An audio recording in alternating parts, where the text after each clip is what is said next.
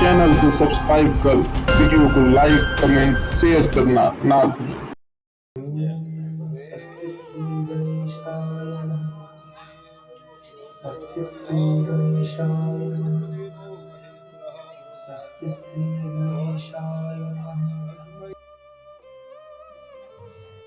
सुखदेव जी कहते हैं, परीक्षित,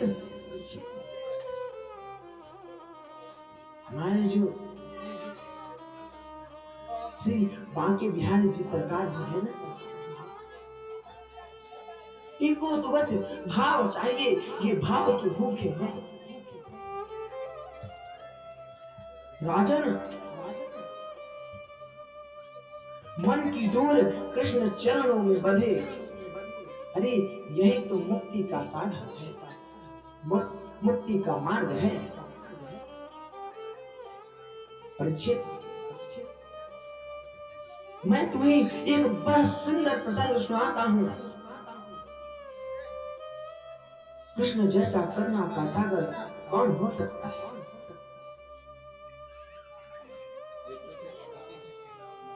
हमने पहले भी आपको बताया था, कृष्ण के एक परम सखा है, बचपन के सखा थे, जिनका नाम है सुदामा।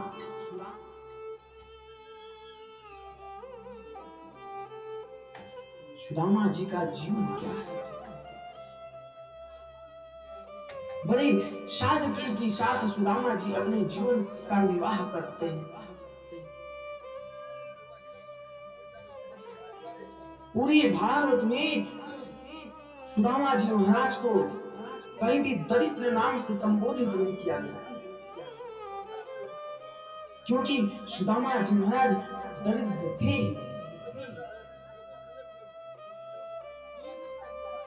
उन्हें गरीब अवश्य कह सकते हैं, लेकिन दरिद्र नहीं कहा जा सकता।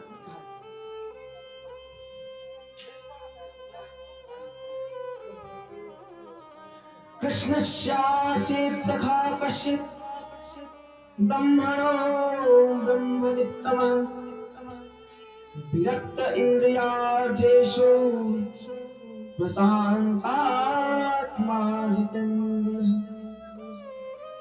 सुदामा जी बचपन से विरक्त थे। उनका मन जो है बड़ा शांत है, उन्होंने अपने इंद्रियों को जीत लिया है।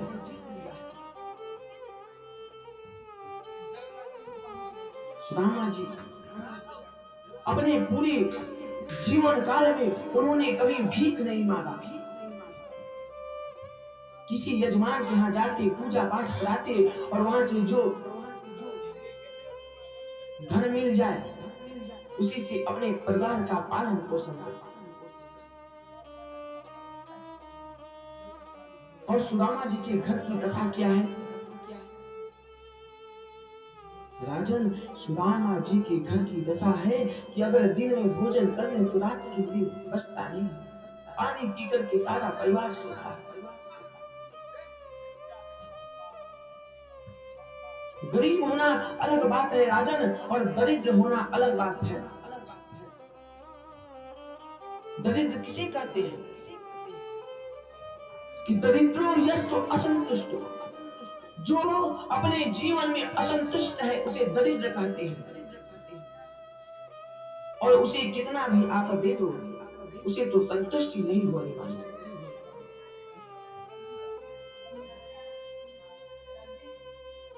भयंकर गरीबी है सुदामा जी के घर में। उनकी जजमानी से ही उनका घर परिवार चलता है, पालन पोषण करते हैं। एक दिन सुदामा जी की पत्नी आती है और सुदामा जी के सामने हाथ जोड़ के कहती है, नाथ, मैंने सुना है द्वारकाधीश आपके मित्र हैं। हाँ देवी।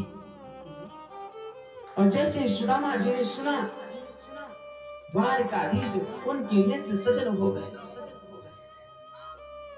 कहते हैं, तुम धन्य हो देवी, तुमने आज मेरे बचपन के मित्र का स्मरण करा दिया।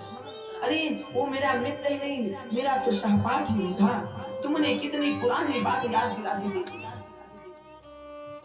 हम दोनों एक साथ रहते थे, गुरुकुल में पढ़ते थे। आजकल वो द्वारिका के राजा हैं और मैं अपने कुटिया का राजा हूँ।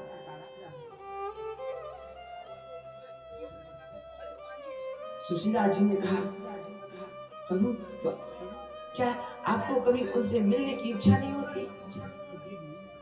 होती है ना। मुझे जब उनसे मिलने की इच्छा होती है, अपने नेत्रों को बंद करता हूँ देवी, और उनके दर्शन करके वापस चला आता हूँ। सुशीला जी ने सोचा तब तो हो गया, ये जब तक जाएंगे नहीं द्वारिका में, प्रभु को पता कैसे चलेगा कि हमारी स्थिति क्या है।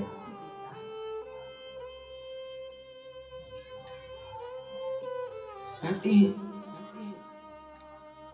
लेकिन फिर भी आपको एक बार तो जाना ही चाहिए उनसे मिलने। रामा जी कहते हैं, तुम ठीक कहती हो देवी, लेकिन अपने गुरु के घर, मित्र के घर कभी खाली हाथ नहीं जाना चाहिए। और मेरे पास है ही क्या जो मैं लेकर के जाऊंगा। सुशीला जी ने कहा, अरे भगवान आप उसकी चिंता न करिए, उसकी व्यवस्था मैं कर दूंगा। आप तो जल्दी से जाइए, स्नान करके आइए और द्वारिका जाने के लिए तैयार हो जाइए।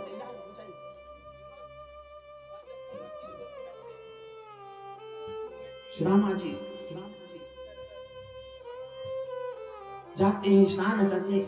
इधर सुशीला ने सोचा कि जल्दी से व्यवस्था कर दे, नहीं तो इनका मूड है कभी नहीं बदल सकता है।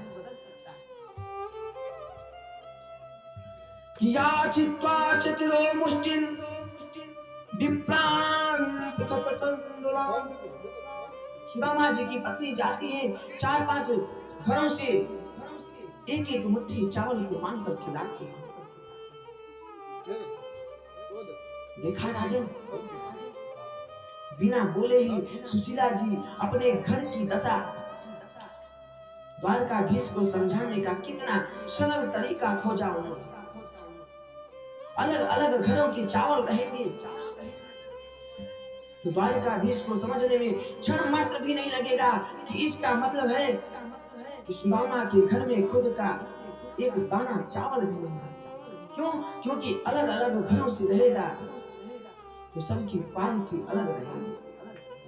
कोई छोटा रहेगा, कोई बड़ा रहेगा, कोई मोटा रहेगा, लंबा रहेगा। और उस चावल को भी ऐसे कपड़े में बांधती है जो कई जगह से फटे हुए हैं।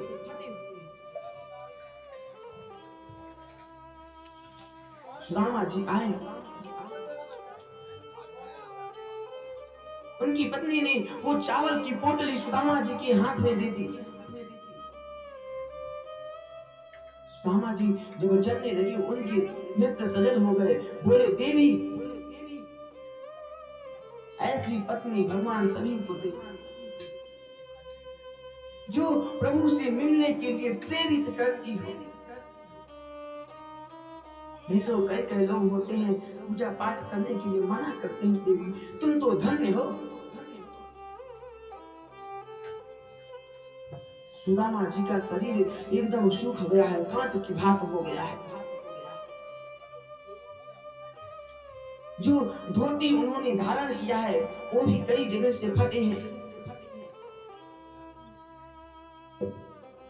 सिर ढकने को कोई वस्त्र नहीं, पांव में पादुका नहीं है। यदि कोई व्यक्ति चाहे तो सुदामा जी के शरीर में कितने हड्डी हैं, कितने नस हैं, ये सब अच्छी तरह से छीन सकता है। लेकिन मस्तिष्क से ब्रह्म तेज चमक रहा है। दामा जी बड़े भाव से जा रहे हैं कृष्ण से मिलने के लिए। जाना था द्वारिका। घूमते घूमते कहाँ जा रहे हैं कोई पता नहीं, कोई ठिकाना नहीं। कृष्ण से मिलने की लालसा है मन में। पैदल चल रहे हैं। जाना था द्वारिका, पहुंच गए काशी, काशी से वृंदावन, वृंदावन से पुष्कर, प्रयाग, सब घूमते चले जा रहे हैं।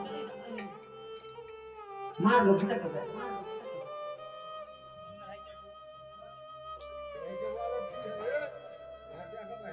सुदामा जी अपने भूख प्यास को सबको भूल करके कृष्ण से मिलने के लिए पैदल चले जा रहे हैं।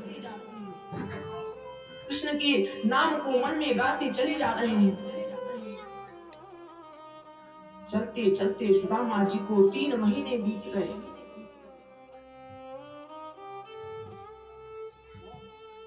आगे गए, वहां मार्ग में उन्हें एक नदी मिली। बोले अब ये नदी पार कैसे करूं? एक केवट आया, बोला अरे ब्राह्मण देवता, कहाँ जाना है आपको? वो तो मैं पार लगा लूं। सुदामा जी ने कहा हमको जाना तो नदी के उस पार है, लेकिन भैया हमारे पास कुछ तुम्हें देने के लिए नहीं है। केवट ने कहा अरे ब्राह्मण देवता, आप बैठिए तो सही, हम आप जैसे ब्राह्मणों को तो ऐसे ही पहुंचा देते हैं, ऐसे ही पार लगा देते हैं। सुदामा जी कीवट के नौका में बैठते हैं और कीवट ने सुदामा जी को नदी पार करा दिया। सुदामा जी ने पूछा कीवट से, भैया यहाँ से द्वारिका कितनी दूर है? कीवट ने कहा ज्यादा दूर तो नहीं, लेकिन आपके शरीर को देखते हुए लगता है कि शायद 3 महीने और लग जाएंगे। सुदामा जी ने जैसे ही सुना 3 महीने और लगेंगे, बोले भैया अब तो मैं चल नहीं पा रहा। और वही नदी के किनारे अपने हाथों की तकिया लगाते हुए लेट जाते हैं और कहते हैं द्वारकाधीश, अगर तुम्हें दर्शन देना है तो तुम स्वयं मुझे द्वारका में बुला लो, अब तो मैं भैया पैदल नहीं चल पाऊंगा। अपने हाथों का तकिया लगा करके सुदामा जी वहीं पे सो जाते हैं। सोया था नदी के किनारे, लेकिन जैसे ही नींद खुली तो द्वारिका का दर्शन हो रहा है। बड़ी बड़ी दिव्य महल है, स्वर्ण के दरवाजे हैं और सबके मुख से जय श्री कृष्ण, जय श्री कृष्ण, जय श्री कृष्ण, जय श्री कृष्ण, ये जप निरंतर चल रहा है। सुदामा जी आगे बढ़े, द्वारपालों के पास, जय विजय के पास जाकर के खड़े हो गए। पूछते भैया ये कौन सी नगरी है? बोले ये द्वारिकापुरी है।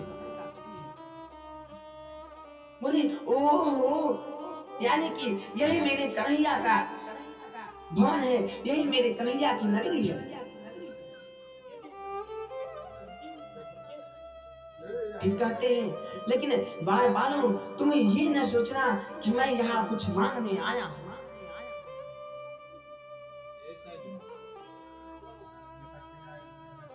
मुझे तो प्रभु के दर्शन करने हैं।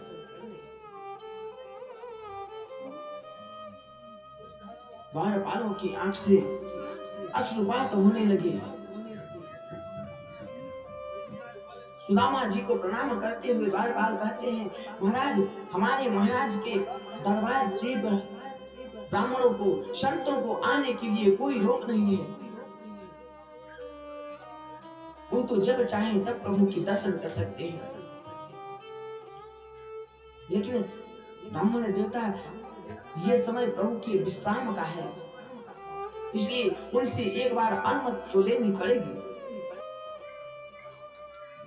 कहते हैं ब्राह्मण देवता, हम अभी जाते हैं और प्रभु को सूचना देते हैं।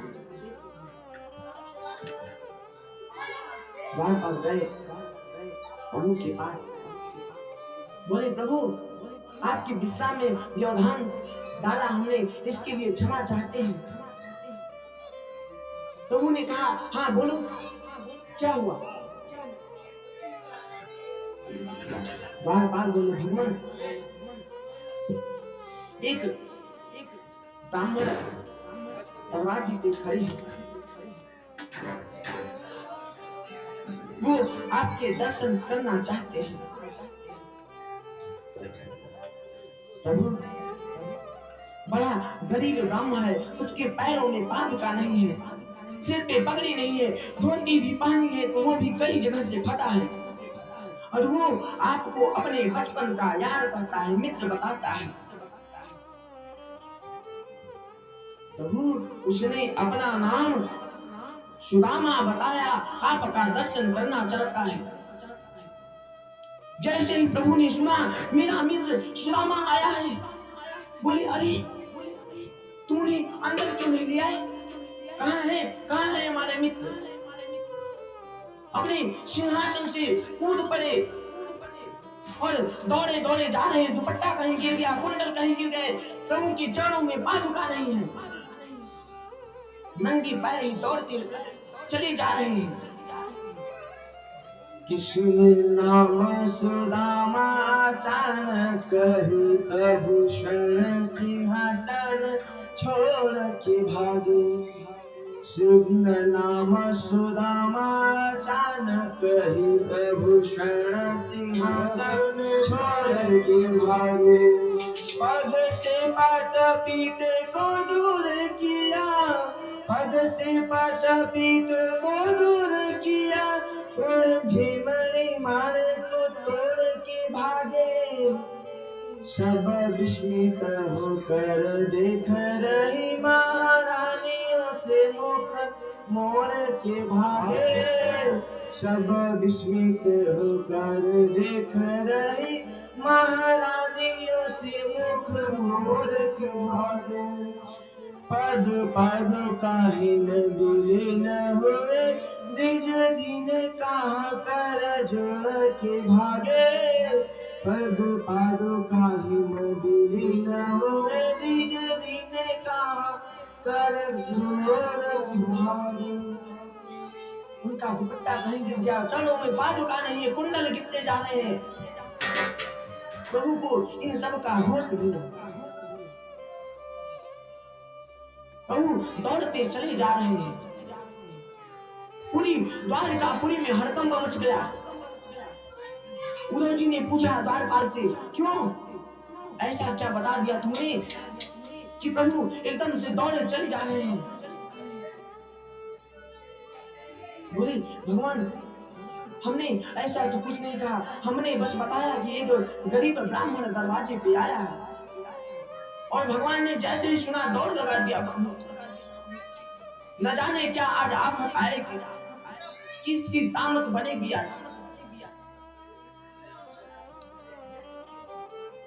प्रभु के पीछे उद्धव जी, प्रद्युम्न जी सब दौड़े दौड़े जा रहे हैं। प्रभु प्रधान द्वार पर आए, वहां बैठे सुदामा को उठा करके प्रभु अपने अंक में भर लगे। ऐसे प्रभु ने सुदामा जी को अपने अंक में भर लिया। जाने कितने दिनों से मिलने के लिए तरस रही हुआ। सुदामा जी को गले लगा करके प्रभु खूब रोते हैं। प्रभु को रोता देख सुदामा जी भी रोने लगते हैं। लेकिन फिर सुदामा जी ने अपने आंसुओं को पी लिया। क्यों? सुदामा जी ने सोचा, यदि मैं रोऊंगा तो प्रभु को कहीं ये न लगे कि मैं यहाँ कुछ मांगने आया हूं। इसलिए सुदामा जी ने अपने आंसुओं को पी लिया, उसको अपने वश में किया।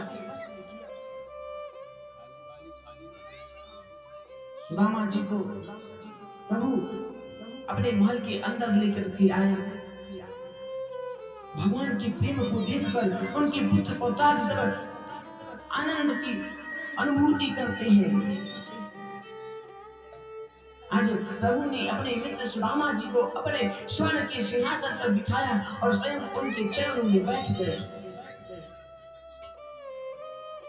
महारानी रुक्मिणी सोने का थाल लेकर के आती है, उसमें जल भरकर लाई। प्रभु ने जैसे ही सुदामा के चरणों को छुआ, सुदामा जी ने कहा, अरे लल्ला ये क्या करता है, हमें बड़ा संकोच होता है। प्रभु बोले कि विप्र प्रसादात् धरणी धरो, विप्र प्रसादात् कमलावलो, विप्र प्रसादात् अजिताजितो, विप्र प्रसादात् मम नाम। अरे आप ब्राह्मणों के ही आशीर्वाद से तो मैं आज इस मुकाम पे पहुंचा। प्रभु ने सुदामा जी के चरणों को जैसे ही छुआ, देखते हैं चरणों में कई जगह से बीमारियां फटी हैं, उनके चरणों में कई कांट चुभे हुए हैं। प्रभु के नेत्रों से अश्रुओं के पराने बहने लगते हैं और प्रभु इतना रोते हैं कि उस खाल के जल को प्रभु ने छुआ है नहीं और सुदामा जी के चरणों को अपने आंसुओं से धोने लगा।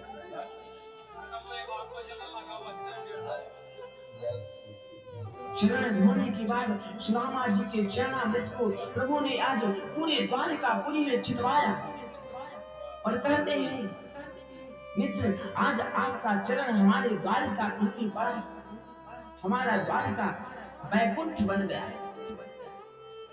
आज पवित्र हो गया। महारानी रुक्मिणी जी पीछे जाकर के पंखा झेलने लगी। सुखदेव जी कहते हैं, परीक्षित ये स्वागत किसी दरिद्र का नहीं, ये तो स्वागत सुदामा जी के त्याग का हो रहा है। रुक्मिणी जी मन में विचार कर रही है, अरे ये ब्राह्मण ऐसा कौन सा तपस्या करके आया है कि स्वयं लक्ष्मीपति भगवान इनके चरणों में बैठे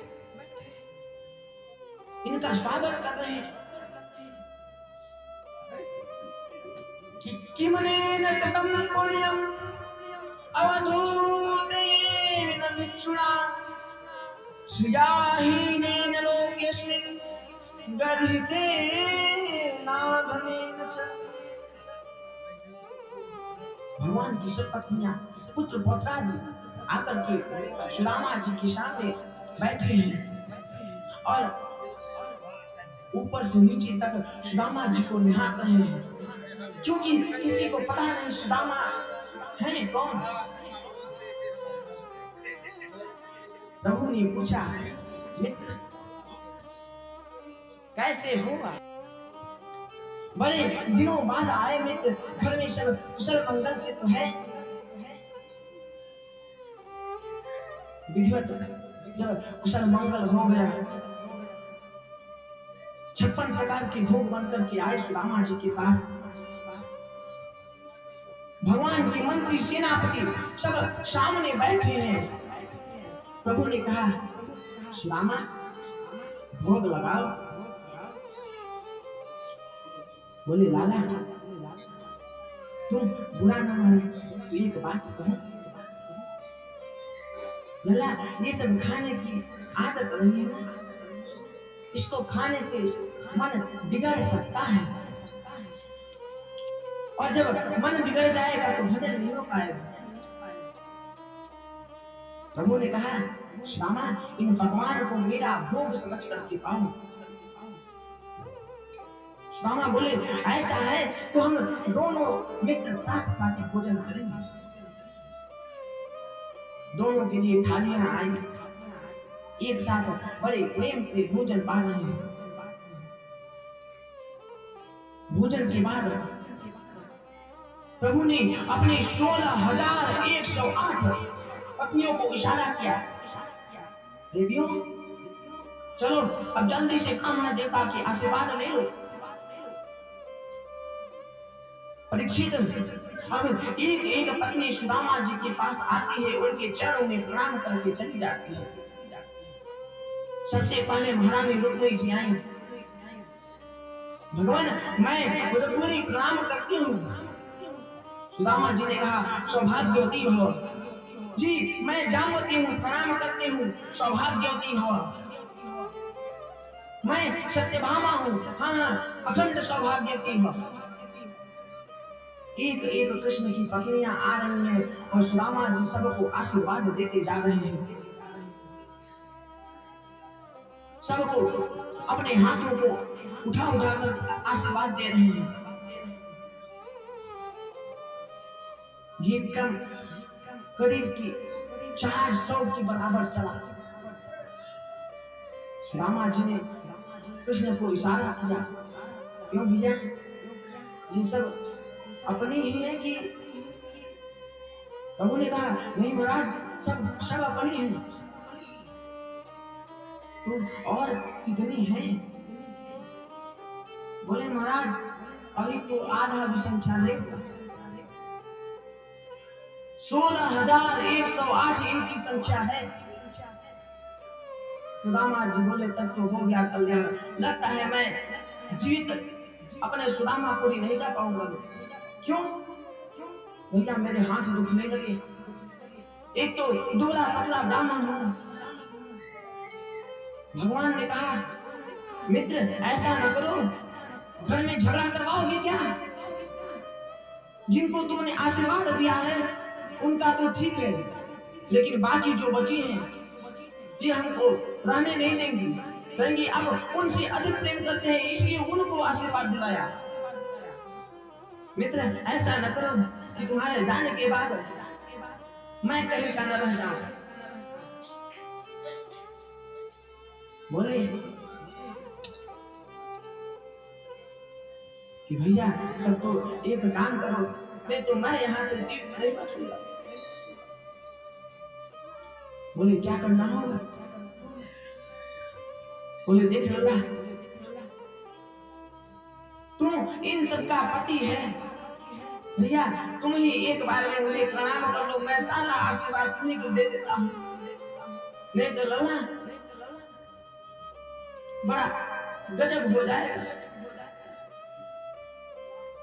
मेरी तो श्वास फूलने लगी। भगवान ने कहा, चलो भैया यही सही। भगवान ने सुदामा जी के चरणों में प्रणाम किया और ढेर सारा आशीर्वाद महाराज सुदामा जी ने भगवान को दे दिया। जब प्रणाम आदि कार्य हो गए, प्रभु ने बड़ी सुंदर बात कही, मित्र कि अभी ब्रह्मण गुरुकुलात् भवतालग्न दक्षिणा समावृत्तेन धर्मज्ञ भार्योधात् प्रदुषेणवा।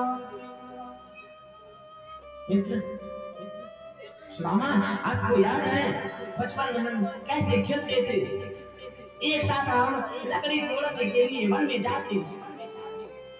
एक बार हम वन में गए थे और उसी समय बारिश होने लगी। माता बोली कि जब तक मेरे कृष्ण सुदामा नहीं आएंगे मैं भोजन को हाथ भी न लगाऊंगी। और जब तक हम वापस नहीं लौट करके गए तब तक माँ हमारा इंतजार कर रही थी। और भैया हम सभी मित्रगण आपको चिढ़ाते थे। क्यों? क्योंकि आप कहा करते थे कि मैं विरक्त रहूंगा, विवाह नहीं करूंगा। तो भैया आज भी वो सोच सलामत है कि विमुख हो गए? सुदामा जी अपने सर को नीचे करके खाते हैं। अरे लल्ला कुछ तो शर्म कर, सबके सामने ऐसे बातों को पूछता है। प्रभु बोले, अरे मित्र किसके सामने शर्म करूं, सब अपने ही हैं, तुम तो बताओ भैया।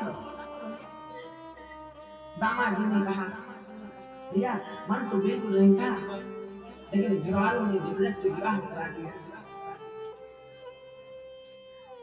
आपकी भाभी का नाम है सुशीला। बड़े सुंदर स्वभाव वाली है। भगवान ने कहा राम राम देखो तो सही, बताते शर्म भी नहीं आ रही है। अरे भैया तुमने विवाह भी कर लिया और हमको कभी पूछा भी नहीं। रामा जी ने कहा अच्छा, हमने तो एक विवाह किया नहीं पूछा, आपने तो 16,108 विवाह किया। अरे किसी में भी पूछ लेते।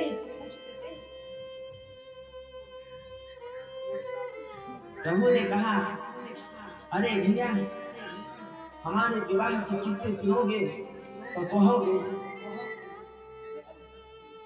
हमारा विवाह सब जबरदस्ती एक प्रकार से है। अभी शाम की 5 बजे है, विवाह का कोई नाम नहीं, कोई चर्चा नहीं, और 7 बजे बहू घर भी आ गई। अब बताओ उसमें हम निमंत्रण कैसे दें? सब अकस्मात हुआ है भैया। फिर प्रभु बोले नहीं, विवाह का बात मैंने इसलिए कहा क्योंकि अगर आप अकेले घर में रहते तो कोई बात नहीं, लेकिन भाभी जी अगर घर में हैं, भैया जब तुम आने लगे होगे तो भाभी ने मेरे लिए कुछ न कुछ तो भेजा होगा। क्या भेजा भाभी ने, जल्दी बताओ। अब सुदामा जी सोचते हैं सबके सामने ये पूछ रहा है, और एक एक बड़ी बड़ी राजघरानों की यहाँ राजकुमारियां हैं। जब सभी चली जाएंगी तब धीरे से कन्हैया को दे देगा। लेकिन प्रभु तो कहते हैं क्या सोचते हो, भाभी ने क्या भेजा? सुदामा जी कैसे दे कोठरी को, संकोच में पड़े हैं। बोली अच्छा लला तुमको याद है बचपन में तू कितना उधम मचाता था? गुरुदेव जी कहते थे मेरे शिष्यों में सबसे बड़ा तेजस्वी सुदामा है और सबसे बड़ा उद्यमी कृष्ण है। लला लेकिन तुमने हम सबसे पहले शिक्षा पूरी कर ली। भैया बोले बात मत बदलो भाई, तुम तो बस ये बताओ भाभी ने भेजा क्या? सुदामा जी ने कहा अरे भाभी की बात बाद में कर लेंगे, तू तो एक ही बात का रट लगा के बैठ गया। बोले नहीं, सबसे पहले बताओ भाभी ने भेजा क्या? बोले देख लाला, बोले क्रोध न दिला, नहीं तो तेरी सारी पोल तेरी पत्नियों के सामने खोल दूंगा। देवियों बचपन में ये गोकुल की गलियों में नंगे ही डोला करता था। प्रभु ने कहा सुदामा आप किसको बता रहे हैं मेरी बाल लीलाएं? अरे ये सब जितने भी है ना, मेरे बाल लीलाओं को ही सुन सुन के इनने हमसे विवाह किया है और आप इन्हीं से बताते हो।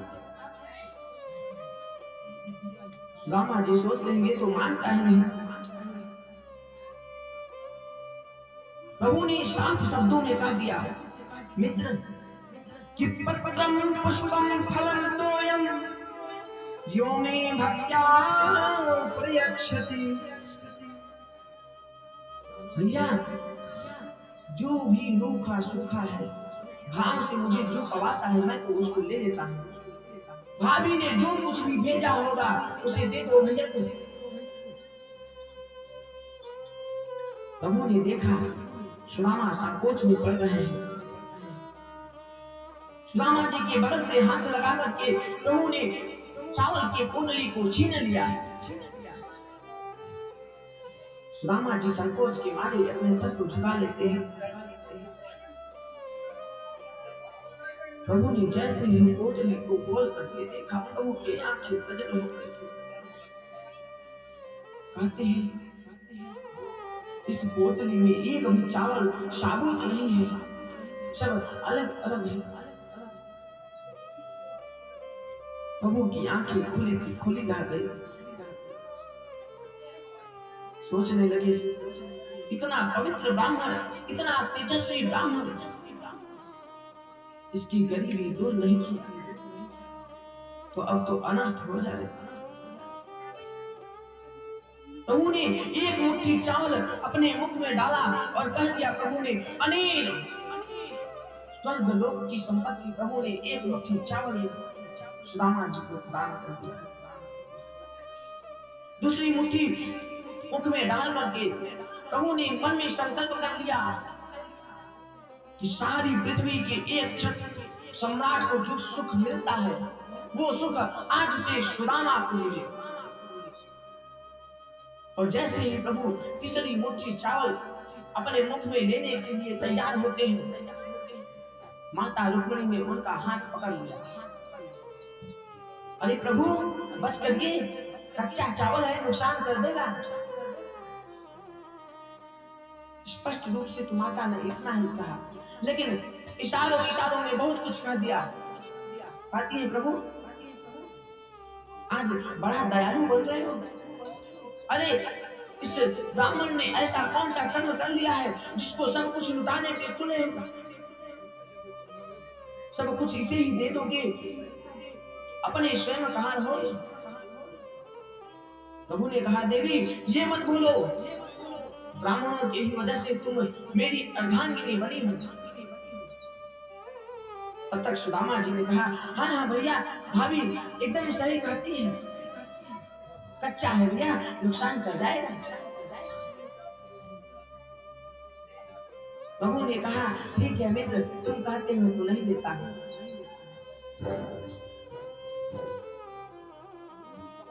सोने के नगरी में सुदामा जी आए, लेकिन कुछ मांगा नहीं और एक रात्रि से ज्यादा सुदामा जी द्वारिका में रुके भी नहीं। प्रातः काल जैसे हुआ, बोले लाला अब मैं तो यहाँ से जाना चाहता हूँ। देखो तेरी भाभी अकेली होगी ना, न जाने उन्होंने अभी तक भोजन भी किया होगा कि नहीं। तुझे देखने की लालसा थी, तुझे देख लिया, अब तो मैं जाना चाहता हूँ। भगवान ने कहा, ठीक है मित्र, जैसे तुम्हारी इच्छा। और सुदामा जी पुनः अपने कुटिया को जाने के लिए तैयार हुए।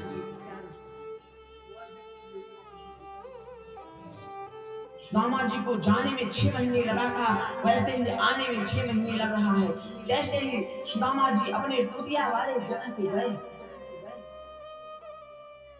वहां देखते हैं, अरे यहाँ तो सोने का महल है, मेरी कुटिया कहाँ गई। दरबार से सुदामा जी ने पूछा, वारपालो यहाँ मेरी कुटिया थी, मेरी कुटिया कहाँ गई। अरे ये कौन सी कुटी है। बोले ये तो सुदामा कुटी है। भैया मेरी यहाँ तो कुटिया थी। अच्छा अपने सेठ जी को बुलाओ, मैं उन्हीं से पूछ लेता हूँ मेरी कुटिया कहाँ गई। वारपालों ने कहा, हमारे महाराज कोई सेठ जी नहीं, पंडित जी हैं। सुदामा जी ने सुना, पंडित जी, ये सुदामा पुरी बताता है और पंडित जी यहाँ के राजा हैं।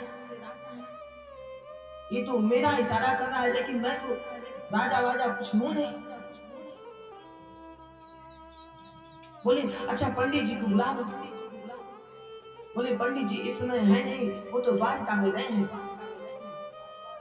हाँ तो मैं गया था, ये कौन से पंडित जी द्वारका में पहुंच गए।